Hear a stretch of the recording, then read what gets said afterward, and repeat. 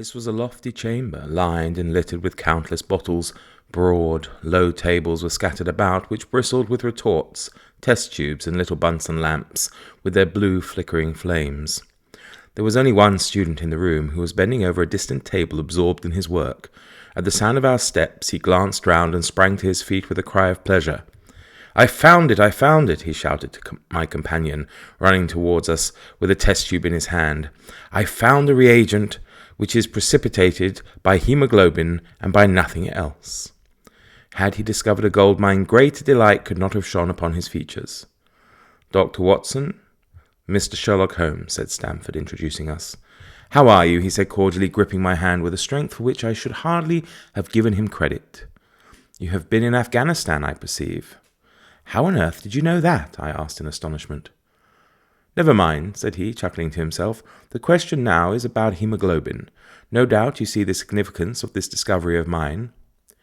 It is interesting, chemically, no doubt, I answered, but practically? Why, man, it is the most practical medico-legal discovery for years. Don't you see that it gives us an infallible test for bloodstains? Come over here now. He seized me by the coat sleeve in his eagerness and drew me over to the table at which he had been working. Let us have some fresh blood, he said, digging a long bodkin into his finger and drawing off the resulting drop of blood in a chemical pipette. Now, I add this small quantity of blood to a litre of water. You perceive that the resulting mixture has the appearance of pure water. The proportion of blood cannot be more than 1 in a million. I have no doubt, however, that we shall be able to obtain the characteristic reaction. As he spoke, he threw into the vessel a few white crystals, and then added some drops of transparent fluid. In an instant the contents assumed a dull mahogany colour, and a brownish dust was precipitated to the bottom of the glass jar. Ha ha! He cried, clapping his hands and looking as delighted as a child with a new toy. What do you think of that? It seems to be a very delicate test, I remarked. Beautiful, beautiful. The old Giacom test was very clumsy and uncertain. So is the microscopic examination for blood corpuscles. The latter is valueless if the stains are a few hours old. Now, this appears to act as well, whether the blood is old or new. Had this test been invented, there are hundreds of men now walking the earth who would long ago have paid the penalty of their crimes. Indeed, I murmured. Criminal cases are continually hinging upon that one point. A man is suspected of a crime months perhaps after it had been committed. His linen or clothes are examined and brownish stains discovered upon them. Are they blood stains or mud stains or rust stains or fruit stains, or what are they? That is the question which has puzzled many an expert, and why? Because there was no reliable test. Now we have the Sherlock Holmes test, and there will no longer be any difficulty. His eyes fairly glittered as he spoke, and he put his hand over his heart and bowed as if some appalling crowd conjured up by his imagination. You are to be congratulated, I remarked, considerably surprised at his enthusiasm. There was the case of von Bischoff at Frankfurt last year. He would certainly have been hung had this test been in existence. Then there was Mason of Bradford, and the notorious Muller and Lefebvre of Montpellier, and Samson of New Orleans. I could name a score of cases in which it would have been decisive. You seem to be a walking calendar of crime, said Stamford with a laugh. You might start a paper on those lines, call it The Police News of the Past. Very interesting reading it might be made too, remarked Sherlock Holmes, sticking a small piece of plaster over the prick on his finger. I have to be careful, he continued, turning to me with a smile, for I dabble with poisons a good deal. He held out his hand as he spoke, and I noticed that it was all mottled over with similar pieces of plaster and discoloured with strong acids. We came here on business, said Stamford, sitting down on a high three-legged stool and pushing another one in my direction with his foot. My friend here wants to take diggings, and, as you were complaining that you could get no one to go halves with you, I thought that I had better bring you together. Sherlock Holmes seemed delighted at the idea of showing his rooms with me. I have my eye on a suite in Baker Street, he said, which would suit us down to the ground.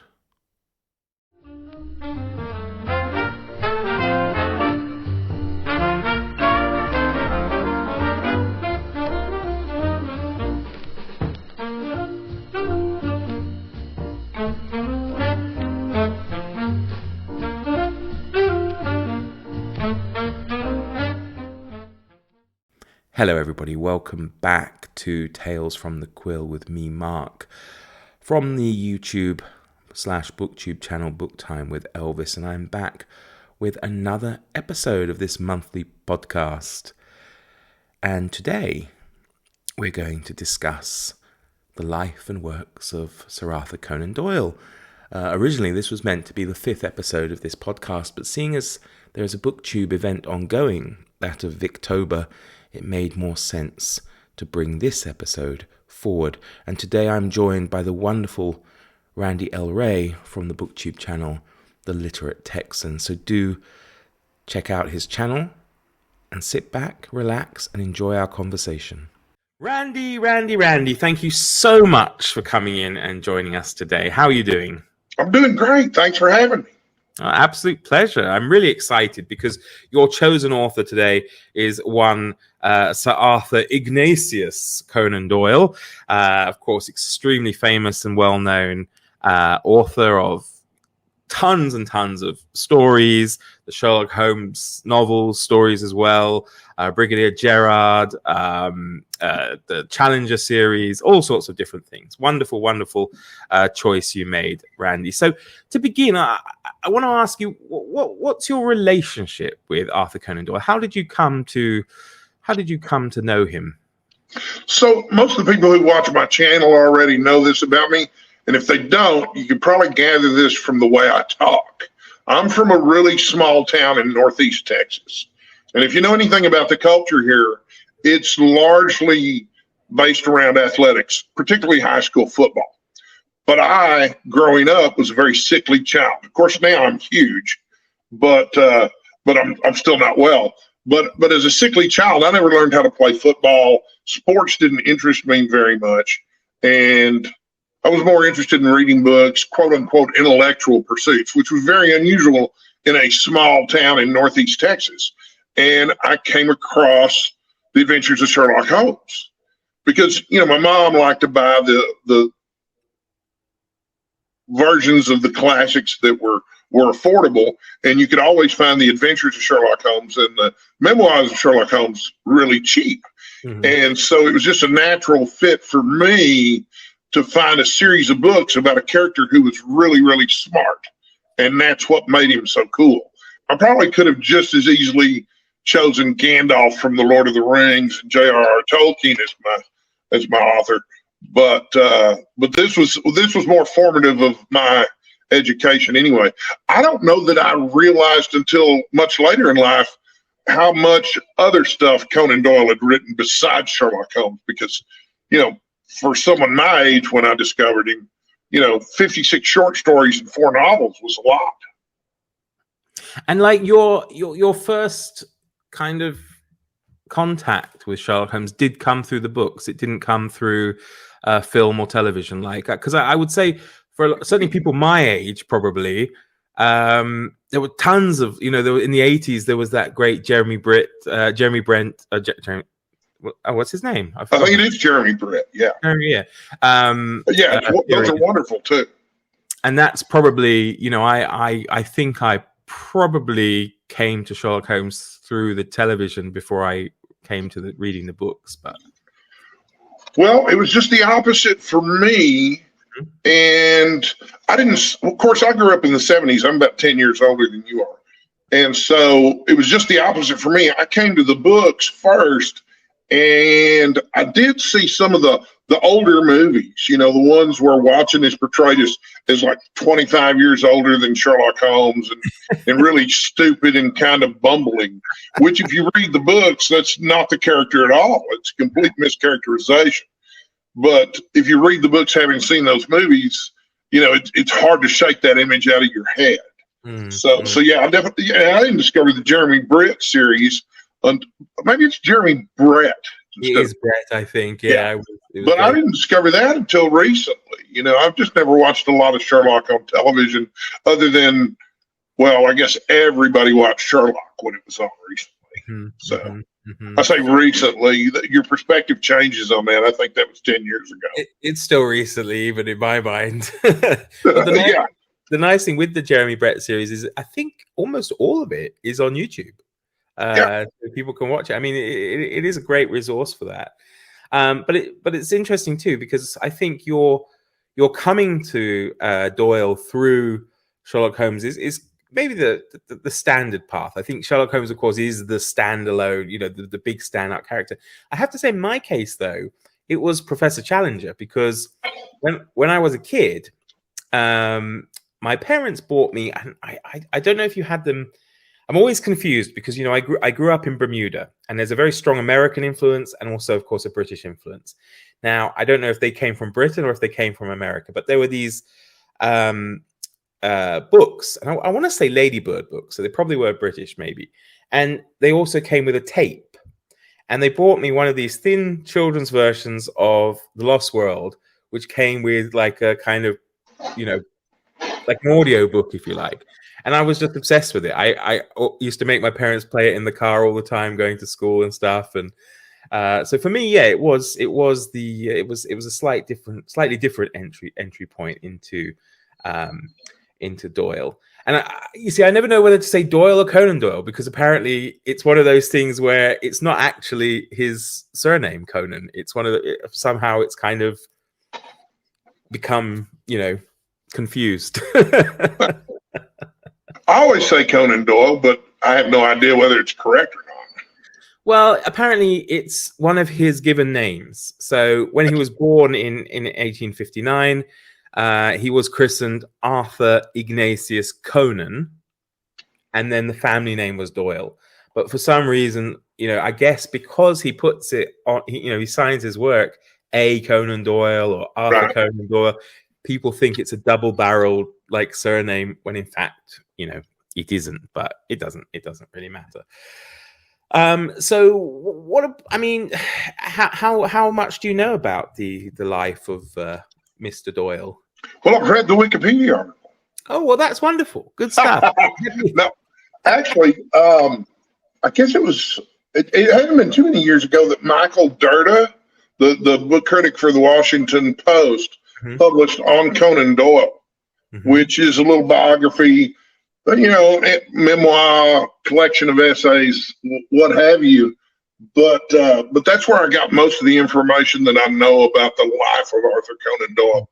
Although some of it was familiar to me anyway. I don't know from where, but it's a great book, and it's also blessedly short with a really big bibliography.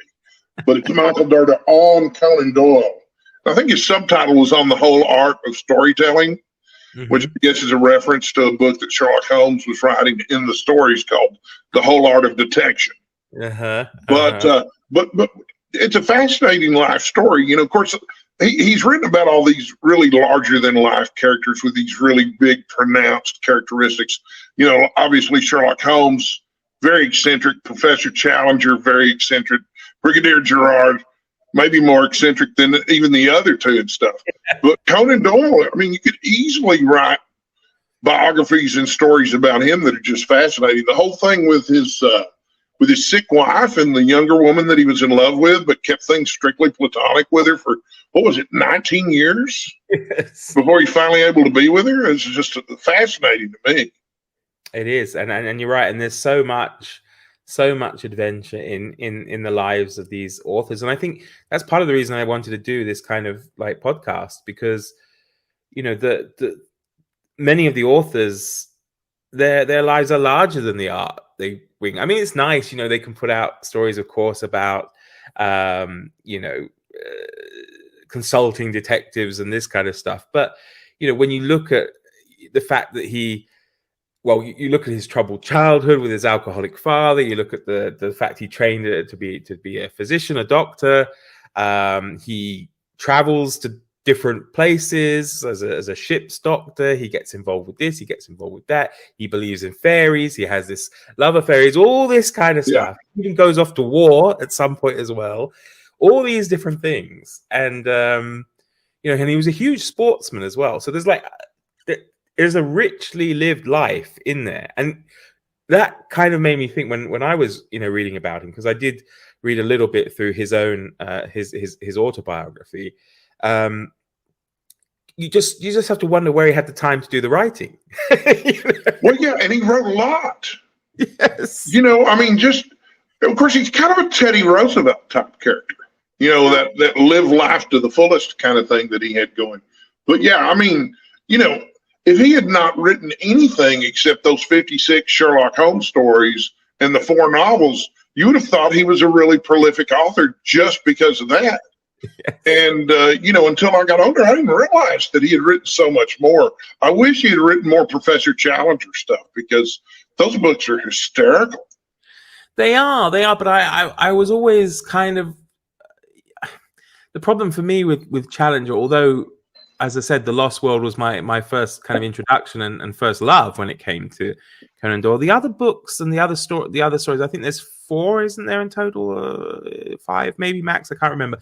But they were always a bit disappointing. I think it never lived up to whereas Sherlock Holmes kind of maintained generally a fairly good level. Yeah, I mean, you weren't going to be often disappointed, except of course when he kills him off.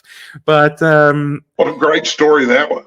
Yes, but and I think he missed a trick there, because I want to say the name escapes me, but the last Challenger book especially, it gets very much tangled up in his spiritualism.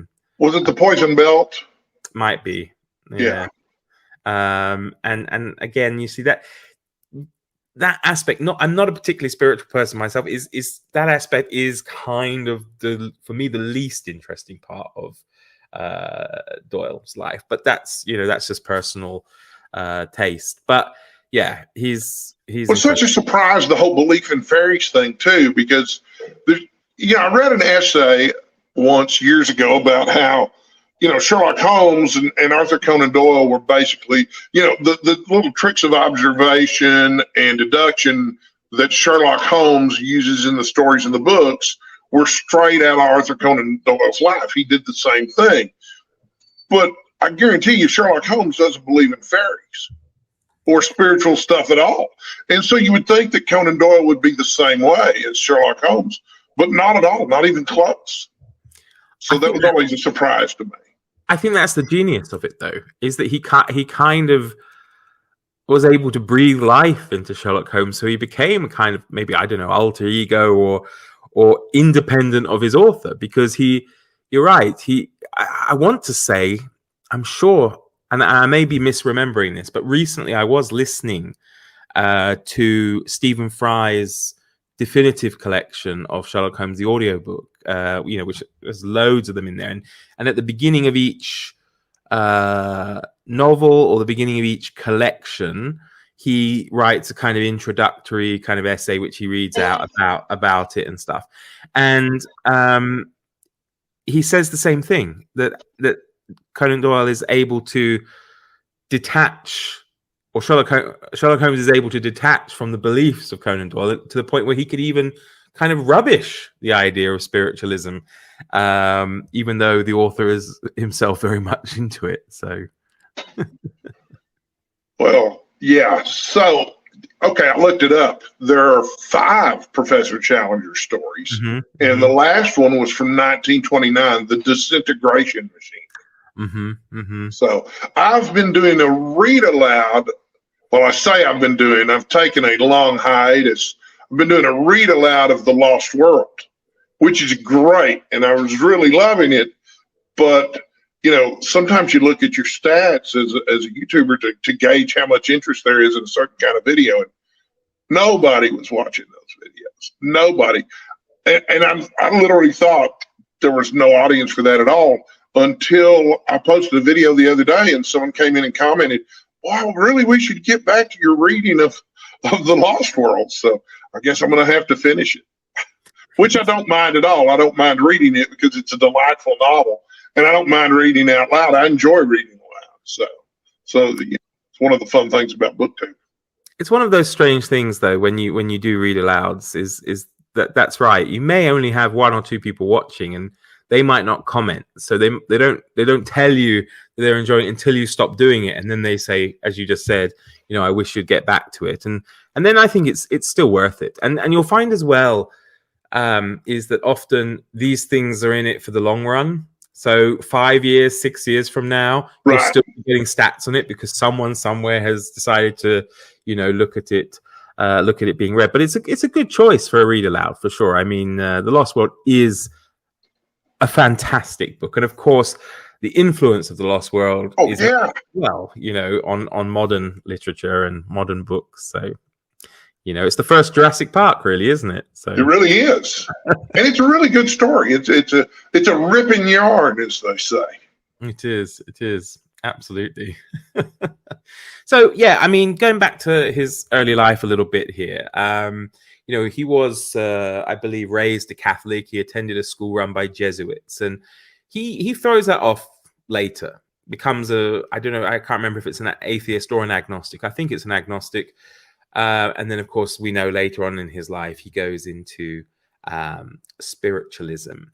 He attends Edinburgh University, which is of interest to me because that's where I also went to university, or at least I went there for my master's. And there was a series. I don't know if it came to America, but there was a series done by either the BBC or the commercial channel in the UK at the time, which was a fictionalized version of Doyle's time at university and his interaction with his professor, Dr. Joseph Bell, who many say is the inspiration for Sherlock Holmes. And in it, you know, Doyle is like his kind of assistant. He assumes kind of the Dr. Watson persona, follows Bell around. Have you seen this? Did this come to the States? Or? Yeah, I haven't seen it. I knew it existed, and it's something I've wanted to watch. I can't remember the title of it, but yeah, I remember seeing that and thinking, oh, I'd like to watch this.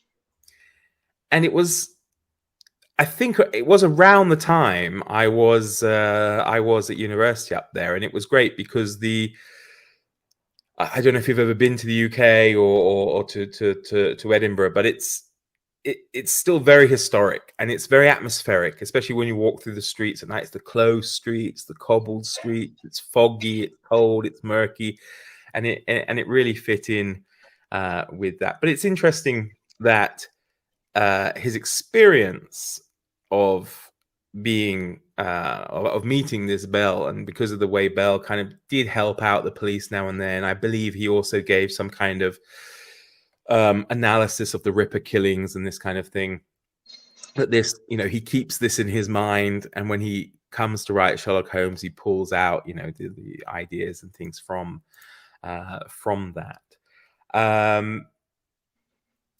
Yeah, his father, alcoholic, very difficult situation for him there. I think it had quite an impact on, you know, he was born in quite a comfortable situation, and life got more and more difficult. The finances and things got more difficult. The family split up and all this kind of stuff. But yeah, he wasn't particularly successful in the medical career there, was he? I guess not. But why would you need to be when you're, you know, I guess he was, you know, he's probably up there with Dickens in terms of being a best-selling author. Oh, yeah, for sure. Yeah. You know, I mean, lucky us. Well, I think that was it, because he went into, what's it called? Ophthalmology as an eye doctor, ophthalmology, Right. As an eye doctor. And he says in his autobiography that not a single patient crossed the threshold. And of course, that, you know, that is a good thing, as you say, you know, thank heavens, because in his free time, while he's waiting, I suppose, for patients to turn up, he's writing things down. Right. Well, which is a good way to spend your downtime. Now, of course, he would be surfing Facebook instead of writing stories. Yeah, that's true, isn't it? You know, looking through TikTok or whatnot. Exactly, watching TikTok videos, which are the worst. Oh, he would have hated TikTok. So he publishes his first kind of short story in 1879, and the same year he also publishes his first academic article in the British Medical Journal. And of all things, it's the study of a poison. So that's kind of cool as well, isn't it? You know, Right. he's obviously got that mind. And then a year later, he becomes a ship's doctor on a whaling ship. And I don't know if you've had the opportunity to read. Why is it? You know, I swear, as I get older, the names escape me, even though I looked them up like 20 minutes ago. Right. I read it last year, and it was the Journey of the Pole Star or something. What was it? I think that might have been it.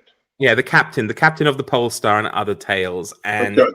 that's very much inspired, I think, by his experience. Well, not really, because it's a supernatural book, but you know what I mean. The atmosphere and stuff, I'm sure, is inspired by his experience on a Greenland whaler.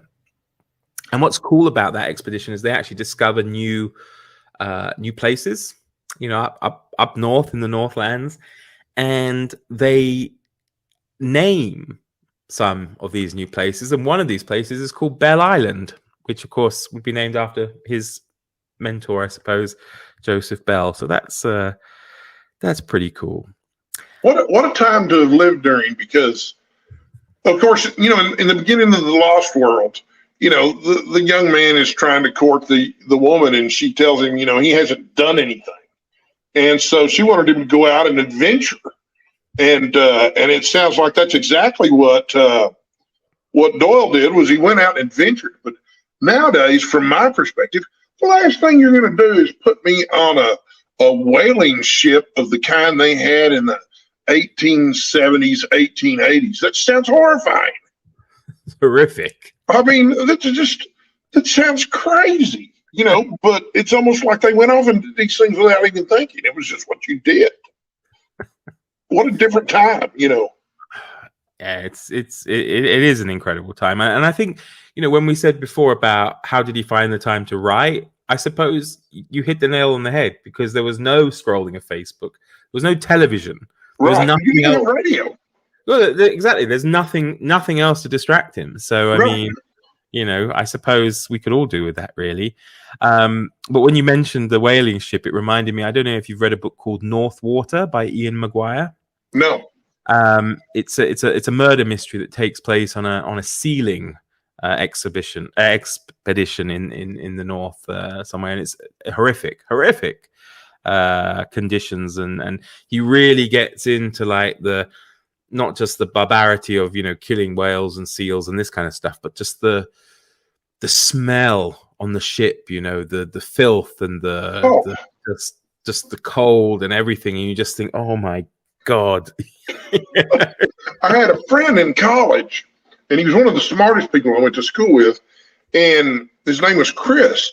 And Chris, during the summer, would go on these fishing expeditions, these commercial fishing expeditions. And he said, you'd do almost nothing for several days, and then you'd find a school of fish, and then you'd work for 48 hours straight. And he said it was insane, because, everybody's taking stimulants to be able to stay awake around the clock to get as many fish as you can while you're in that area. He said, but also because everybody's taking stimulants and doing without sleep for 40 hours, you've got people losing fingers and cutting themselves. And I mean, that was just 30 years ago. So imagine what it must have been like 130 years ago. Oh, yeah. Yeah, or even older. Yeah, exactly. And because I think it was during the 90s, early 2000s, maybe, this whole obsession with the deadliest catch, was it? I don't know if it was Discovery Channel or something, where people went on the crab ships or the lobster fleets and stuff. And yeah, it was just, Well, he made a lot of money doing it. He said it paid extremely well. That's how he put himself through college. Yeah, for sure. He's a doctor in Germany now. Oh, well, there you go. Well, I knew him. He was majoring in philosophy. So. And probably can't bear to smell fish again. Right. I'm sure. Yeah. Sushi's probably the last thing on the menu at his house. And because this is another thing, right? We mentioned he was on a Greenland whaler. He also travels to like the coast of West Africa on another ship as a ship's doctor. Again, given how slow travel was, the time this takes up, they pack so much into their lives. Right. In here, like, yeah, right, whatever. Yeah. Nowadays, you go on a trip anywhere, you're lucky to spend a week there. Now, when I was a boy, my dad would take a 2-week vacation, And, they didn't travel much, but if they took a 2-week vacation to Colorado, for example, they were gone 2 weeks. But, these kinds of trips took months, Yeah. to do everything that they needed to do. Yeah. It's incredible. So finally, when Doyle is 27, he's able to write his first work of Sherlock Holmes and Dr. Watson, which of course is A Study in Scarlet. Took him 3 weeks to write, and it's one I think people have mixed feelings about. A lot of people don't like the fact that, it's a strange story in some ways, isn't it? Because it's all kind of wrapped up quite quickly, and then you end up in this quite long backstory, which some half the novel's a Western. Yeah, which some people don't like, but I liked it. I didn't like it when I was younger. I liked the part with Sherlock Holmes in the first half, but then in the second half, when you do the flashback, I was like, "What is this crap?" But now, having gotten a little bit older and a little more patient, it's like, "Oh, this is a really great story too." It's like getting 2 books in one. Yeah. It's a candidate for June on the Range, isn't it? Really, you could, it really is. Get by with that, get away with that. Yeah. And what I also find intriguing is because the Mormons, or is it the Latter-day Saints? Right. Yes. The term they use is featured, of course, heavily in the book, and they don't come off very well. They don't. In the book no, at all. But there's not. They're not super old or super well established. There's probably 20, 30 years maybe between, I guess, Joseph Smith and Brigham Young and all this, and then Conan Doyle writing about them. And what gets me is, I don't know enough about the Latter-day Saints to know if the stuff he writes about is accurate, but it certainly gives that impression to me of being accurate. And you wonder, how, now we do everything on the internet, right? Again, it is interesting going these little rabbit holes comparing now and then, but he would really have had to have gone and researched that, because for it's thousands of miles away, this church, or this ideology or theology. I had an English professor in college who referred to the Book of Mormon as Jesus the Western, which I always thought was really funny. I haven't read the Book of Mormon, of course, but I guess a big part of it is Jesus coming over to North America. This is the story behind it. But yeah, he couldn't just go look at a Wikipedia article. It's like, and I don't know, of course, if you talk to a Latter-day Saint today, they would say, of course, that it's very inaccurate. But, they want to be perceived in the best possible light too, just like everybody else. So, but I think even then, I'm sure he didn't go to America and visit Utah to research this. Some of this had to be hearsay. Yeah. Oh no, for sure. There must have been books and things he could have drawn on, I suppose, that people would have brought back, or other people may have, of course, gone to Utah and researched it, and then he references their work. But it's the same, with again, hopefully your memory will be better than mine. The story for the 5 Orange Pips, right? Because he's writing again with background of the American Civil War, which is it's very, very recent history. Right. Yeah. It would be like, I guess, writing something about the Iraq War. Yeah, because he goes into quite a bit of detail with the Ku Klux Klan and stuff in that, which you think, living in. Well, the thing is, actually, though, he does travel to America, definitely, because I remember seeing a fantastic photograph of him trying to play baseball. Nice. And so perhaps I don't know the timeline as to whether his trips coincide with that. So maybe while he was there, he learned about this thing called the Klan or not. It's perfectly possible. So yeah, I mean they are. And have you read all of them? Have you read every single Sherlock Holmes story? And Yes, absolutely, multiple times. I try to revisit them every year. So, but I'm still working my way through a lot of his other stuff. Like I've got this beautiful, I guess this is the New York Review Books edition of Exploits and Adventures of Brigadier Gerard, which I've read just a story or two, but laughed all the way through. It was just delightful. And I'd originally intended to start a collection of some of his other short stories. I got this one, which I believe was published in 1930 something. But there were a whole series of these, which were based around themes, and this is called The Croxley Master and Other Tales of the Ring and Camp. And the ring that they're talking about is the boxing ring. Half of the stories in here are about boxing, and half of the stories are about camping. And there's a whole series of these books with similar covers. It's just fascinating how much you cranked out. And then I've got this one, I don't know, Uncollected Stories by Arthur Conan Doyle. Massive tome here. This is like 500 pages long. And there's like 29 stories in here. And that's not even counting all what he wrote, like a dozen novels in addition to the 4 novels that he wrote about Sherlock Holmes.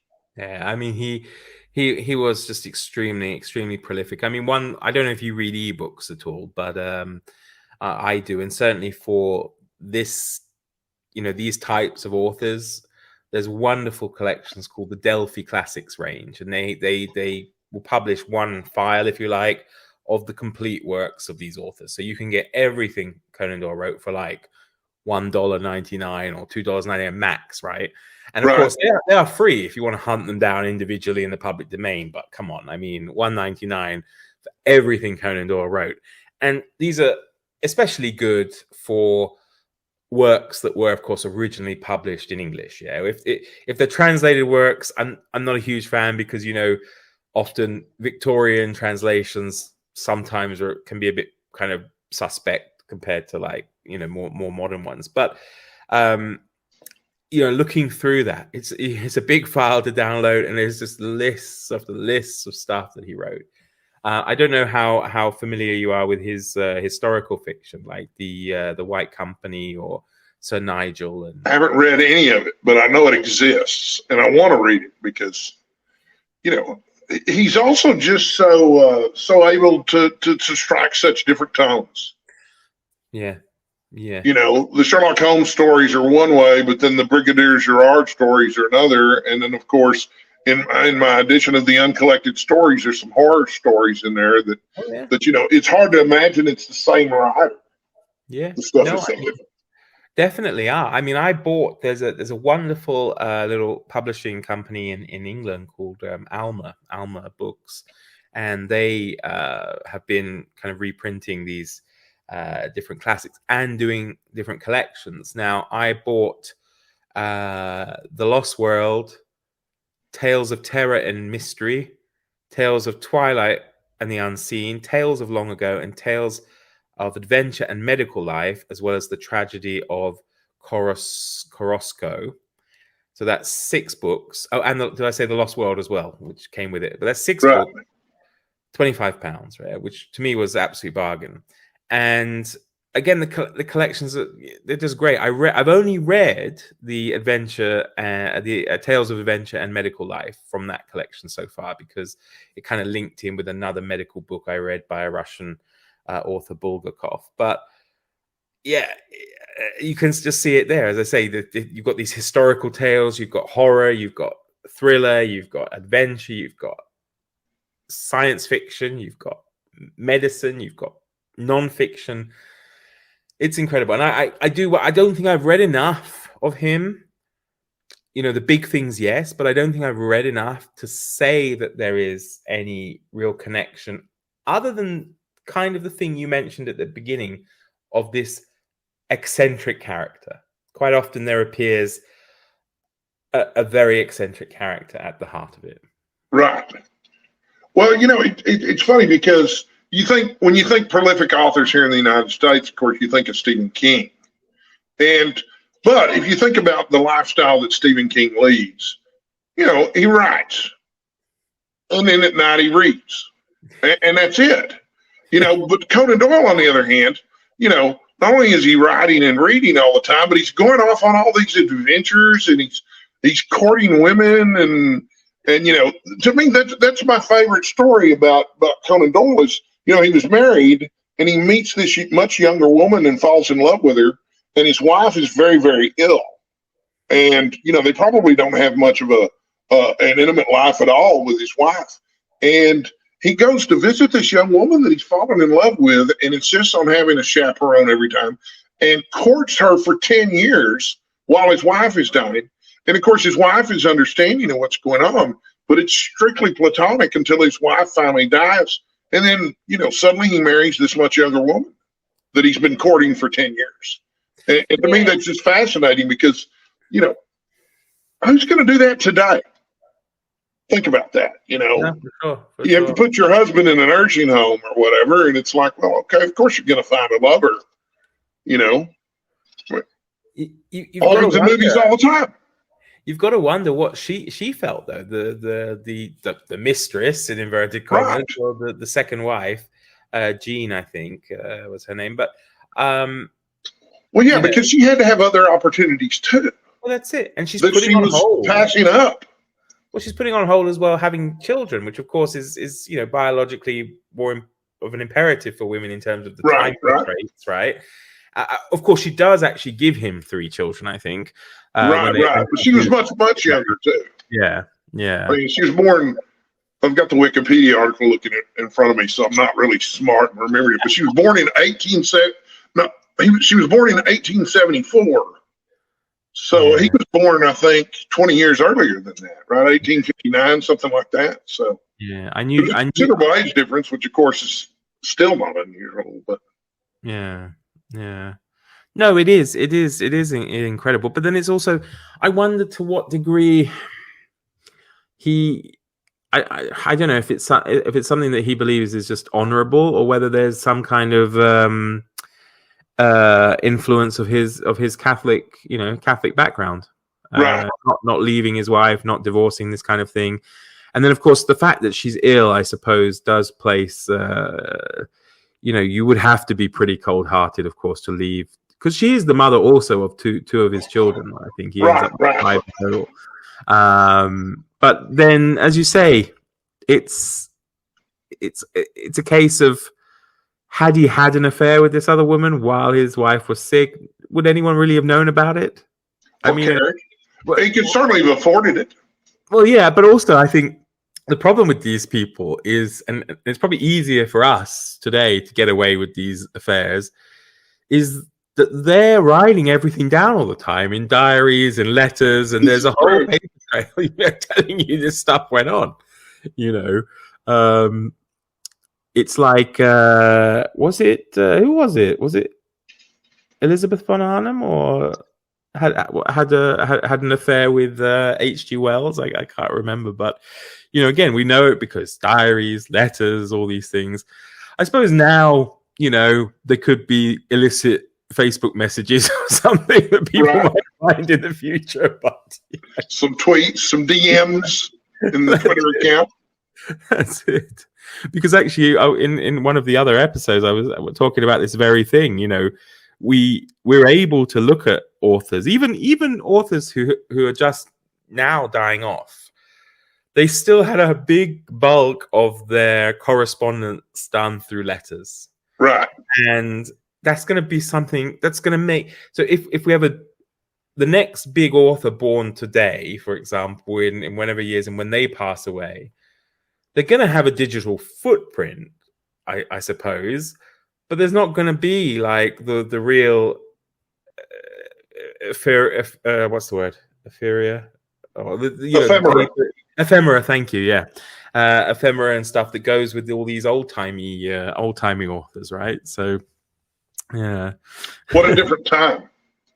Definitely. There is something romantic about it, though, isn't there? In this, absolutely. Well, my daughters think I'm really strange. I have a couple of books, and I don't remember the names of either one of them, but they were recommended by Steve Donahue. One of them's a collection. It's just an overview of people's diaries. And the other book is an overview of people's letters, and the different kinds of diaries and journals that people kept and the different kinds of letters. And my daughters are like, how could that possibly be interesting? But, of course, my daughters have probably never read any of the excerpts of the Diary of Samuel Pepys like I did when I went to school, which is fascinating. Why wouldn't you want to read the whole thing if you had the time, Yeah. But like with Doyle, just the story of his courtship of the young woman while he's married to the woman with tuberculosis, there's a whole novel in there. There have been novels written with less plot than that I've read recently. Yeah. I mean, they've even made or written novels, and I think made a TV film or a film over some of his I don't want to say charity work, but he gets involved in a few legal cases and things where he actually, proves the innocence of people, or he pays to have, to help people on their legal appeals, and then delves into information about them. And there is a film called, I think, Arthur and George. Right. And I alluded to this story in the first episode of this podcast I did about Jerome K. Jerome, because he also signed up. Doyle got him involved to sign this open letter about this guy who had been it was a bizarre situation. He apparently had been writing, there was a campaign of writing nasty letters and something to do with animal mutilations and this kind of stuff. And the police had fixated on this one person who, of course, had, dark skin. I think he was maybe Armenian or something in origin. And it came to the attention of Conan Doyle, and he got obsessed with it to the point where he launches this campaign and all this, and I say they made a film or TV movie about it. I don't remember, but if they can do this for this kind of stuff, then it's funny they haven't done. And I don't know, is it Jean, his second wife, this woman? I can't remember, but Jean, yeah, Jean Lacey, maybe what's her name? Yeah, an Arthur and Jean story. Yeah, so he was kind of a Matlock character too. Yes. You could make multiple TV series about Arthur Conan Doyle just set during different periods of his life. So. For sure. I mean, to me, one of the most fascinating aspects of him is his sporting life. And you mentioned already one of the collections you've got is half of the stories are to do with boxing, because he was an amateur boxer. Right. He was also, basically, although it wasn't professional at the time, it is now. He played football in the Football League for Portsmouth, and Portsmouth is not a Premier League side now, but it was at some point in my youth. Okay, he does this under a pseudonym, but could you imagine, in between writing books, that Stephen King is going out to play for like an NBA side or something. Right. So. I guess it's to Stephen King's credit. I guess he does occasionally play in a band with some other authors. The Rock Bottom Remainders, I think they're called. But not quite the same as being, Rocky in your off hours. So. And it's not a big sport in America, but there's cricket, of course, right? And he's a very keen cricketer, and this has become an absolute fascination for me, to the point where I want to look more into it and perhaps do an episode on it. Is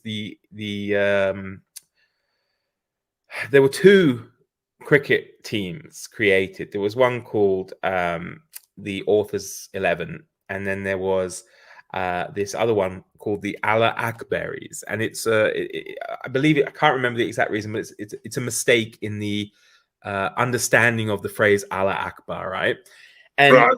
it's like a who's who of Victorian authors. They all play in it. You've got like Jerome K. Jerome, J.M. Barrie, H.G. Wells, P.G. Wodehouse, A.A. Milne, Conan Doyle, of course. All of these people are out there playing cricket, against even like some proper teams. So it's just incredible to me. Yeah, and I guess after that, he started a shooting club. Yes. Yeah, he was, a marksman. And then, I guess around the turn of the century, there was the first bodybuilding competition, and he wasn't a competitor, but he was one of the judges. Exactly. I mean, it's just involved in everything, from as you say, bodybuilding, through to alpine skiing to golfing, all this kind of billiards. Stuff. Billiards as well. Yeah. So, that's so wild. Yeah, no, it's an incredible story. I mean, that in itself would be a fantastic book or series, just looking at Arthur Conan Doyle and sport. You could make multiple movies. Yeah, there could be an Arthur Conan Doyle in a Rocky film, and then Legend of Bagger Vance type movie starring Arthur Conan Doyle. The Color of Money. They make whole movies about people participating in each of these sports. It's funny with the whole rifle club and all this. It's got me thinking of the Charlton Heston and the NRA. When he's like, from my cold dead hand. My favorite, of course, I'm a classic movie buff too.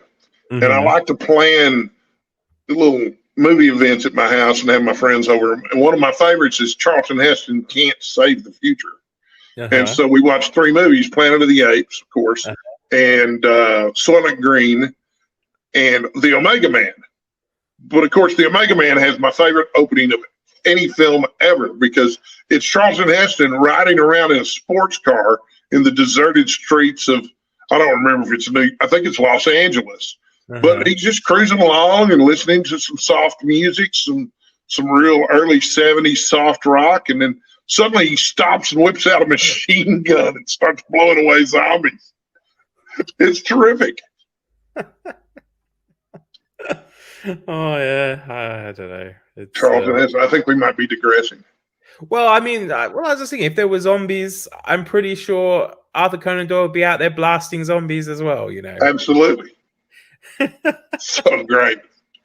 So we mentioned, of course, that his first wife sadly dies, and rather kind of sadly as well, dies in his arms. Apparently, he's then free to marry his second wife.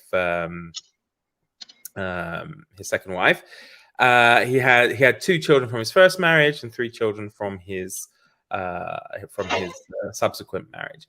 So, in addition to all the sports activities that he's doing, he also embarks on a political career, or tries to, doesn't he? I think he stands twice for election to the British Parliament, getting close, but not close enough to actually be elected. And he is involved with propaganda writing, especially for the Boer War. He ends up going there. He absolutely stuns his family when he says he wants to go and fight initially. But luckily he gets turned away for basically being too overweight. So he doesn't have to go. So for that. And yeah, he's involved with a lot of political issues of the day, involving, for example, Congo, the situation in the Belgian Congo, and that kind of thing. Yeah, I mentioned already that he got involved in some legal issues, and you were saying as well he was a kind of 19th century Matlock. Yeah. Cool. And then, as we head off, I suppose, near to the end of his life and stuff, we can look a bit more again back at the spiritualist aspect of him, because it wasn't just spiritualism and things he became involved in. I mean, he was in all sorts of kind of like, what do they call it, alienist or like odd. I mean, to be honest, he would probably be someone, if he's around today, who would definitely be a conspiracy theorist, maybe, and alien abductions. So this kind of stuff. Right. He'd be a modern day Whitley Strieber. Yeah. It's weird. I don't know. And he was a Freemason as well, which of course is Right. always good for the conspiracy theorist people, you know. Yeah, and Well, he was initiated as a Freemason Mhm, in 1887, but resigned in 1889. mhm. Went back and rejoined as a Freemason in 1902 and resigned again in 1911. What's that story about? Maybe he was researching it for a book. Right? You know? But I mean, the possibilities of a novel about this guy who keeps joining and resigning from the Freemasons for whatever reason, Yeah. you know. Yeah, it is. It is. It is incredible, really, and it's. I mean, it seems that his spiritualism really increases or becomes, more prevalent during the First World War, I think, and that maybe isn't that surprising, given although he's not, of course, taking part in the war, he is affected by it. He loses, I think, a few friends. He certainly loses a couple of members of his cricket team, out there. And I think his son, although indirectly, is killed because he's in the army, but he ends up actually dying, I think, from influenza, is it, or pneumonia, one of the two, when he's back home on convalescence. So yeah, and one thing I always found interesting was his brother-in-law. Conan Doyle's brother-in-law was the creator of Raffles. I don't know if you've read any of the Raffles. I haven't. E.W. Hornung. And they're good fun. It's Raffles is like a gentleman thief, so he's almost like an anti-Sherlock Holmes. Right.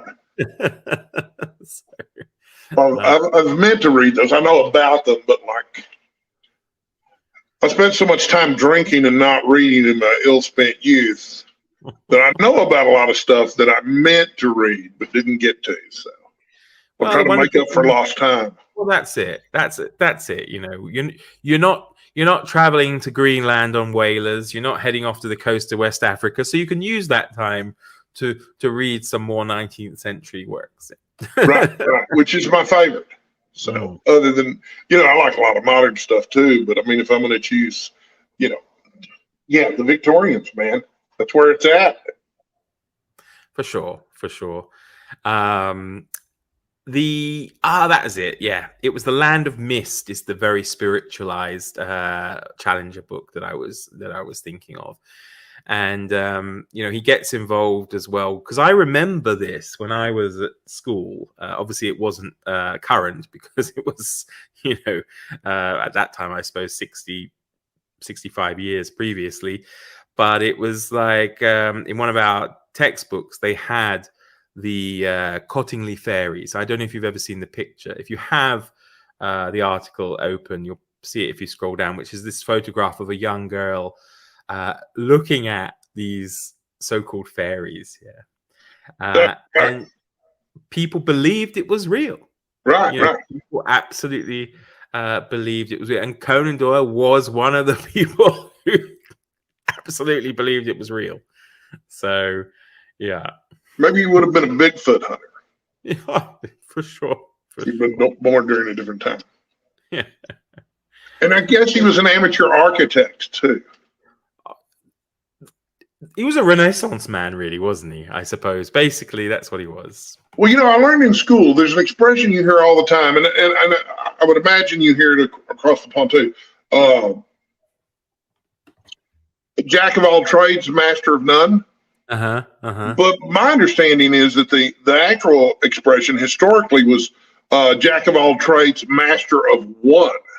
Oh, okay. So the idea was that it was something to aspire to. So that, you're supposed to master one skill, but you're supposed to be good at a lot of different stuff.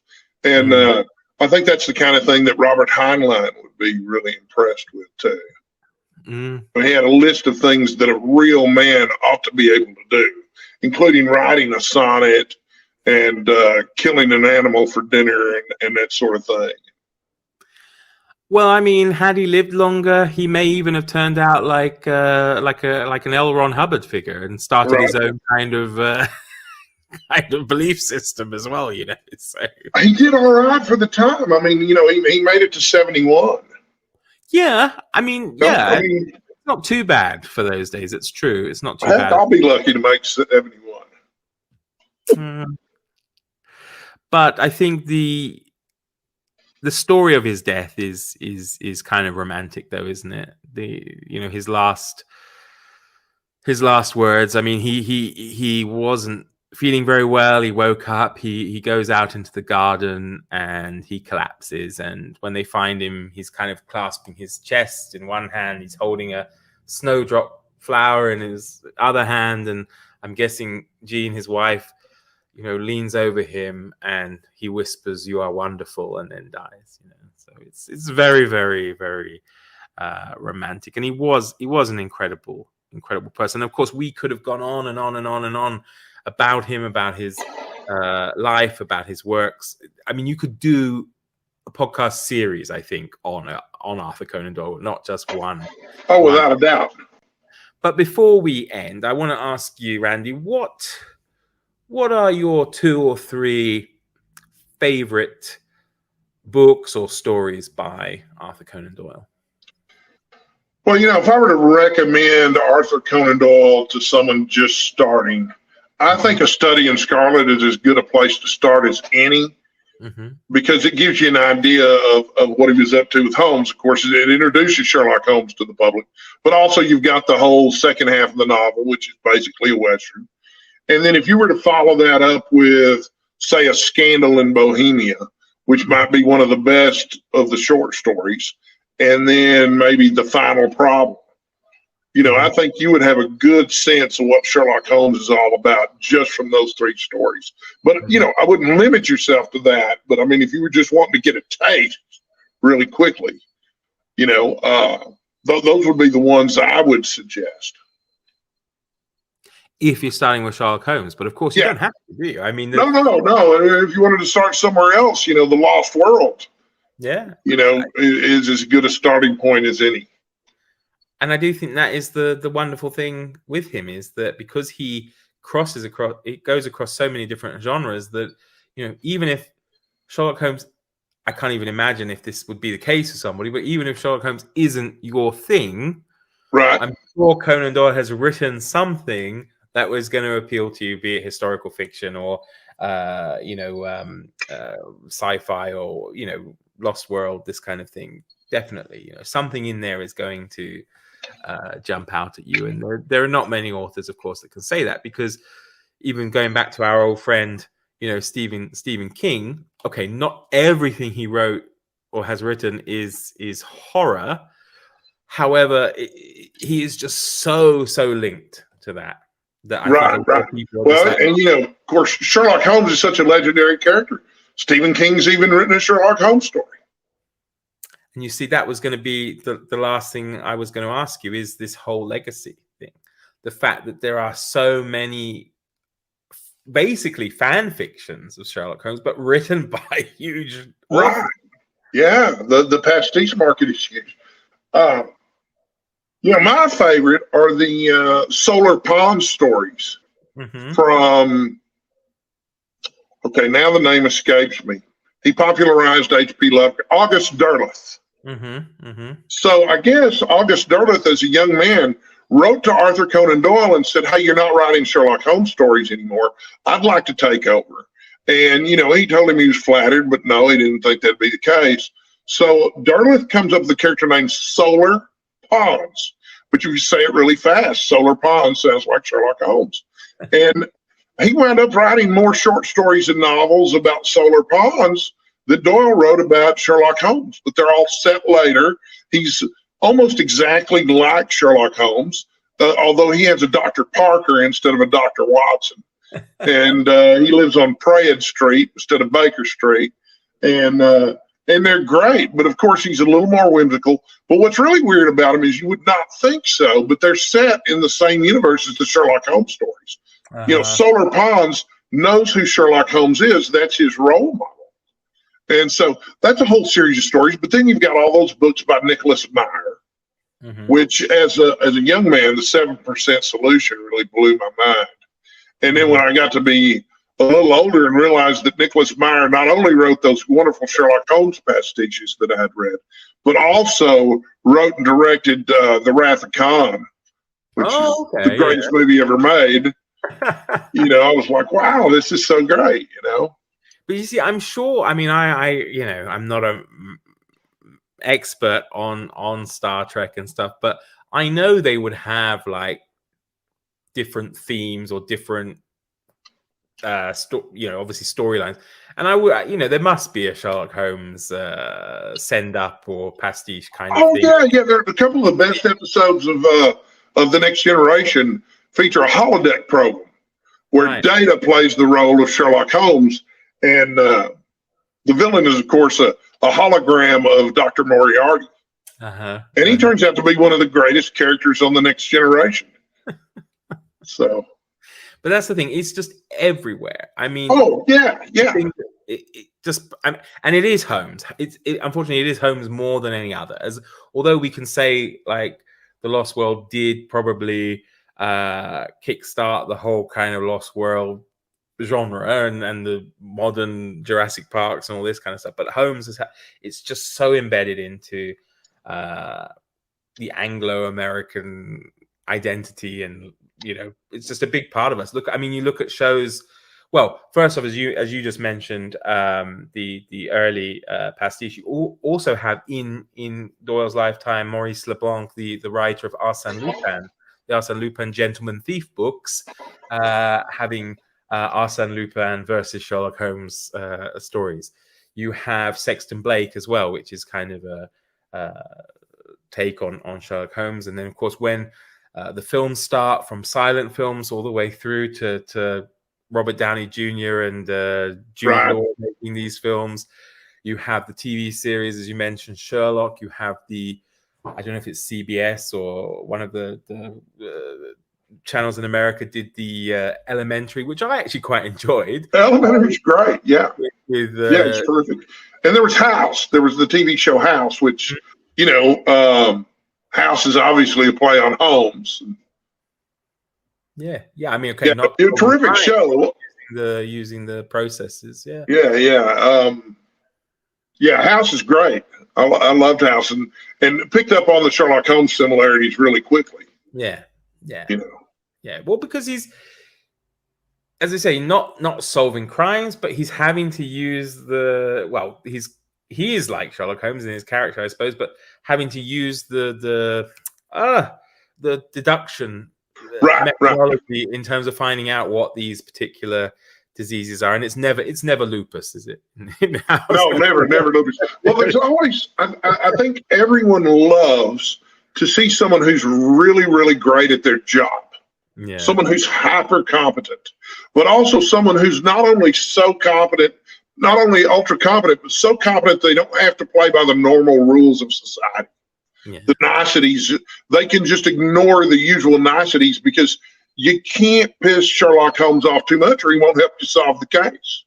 Yeah. So you just have to put up with him being a bit of an ass.